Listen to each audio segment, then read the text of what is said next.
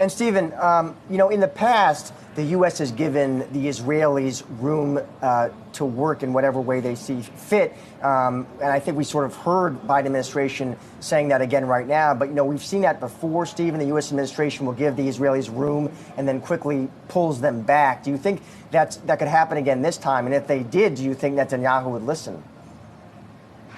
Well, I think that President Biden, by dint of his remarks and by the number of Israeli casualties and those killed so far, is going to give the Israelis really a very significant amount of leeway here, more so than we have seen from the past from any recent president. So, but you're quite right. There will come a point where you will see these images of killed Palestinian civilians, women and children, the destruction that the Israelis are going to bring down on the Gaza Strip. And there will be pressure from the Europeans, from Arab partners, and then ultimately from voices within the United States to try to restrain the Israelis. I think what's also different this time is that the Israeli public is foursquare behind the government that has declared a strategic goal, the destruction of Hamas and its military capabilities.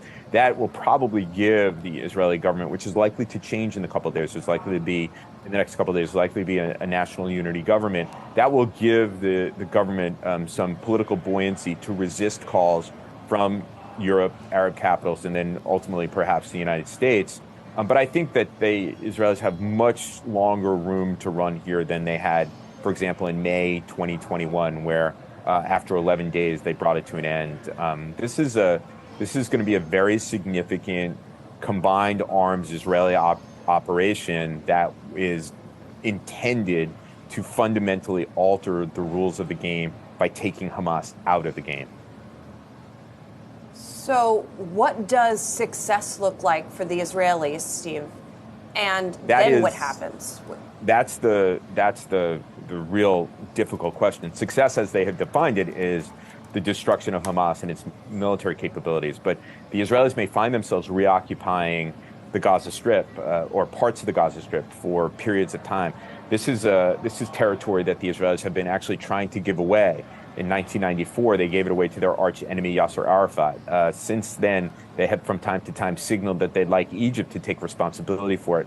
No one actually really wants it. And so there is a very significant problem for the Israelis that reoccupying the Gaza Strip could be a trap and may, in fact, be part of Hamas's strategic goals here, which is to draw the Israelis in to a long, grinding conflict that will weaken it.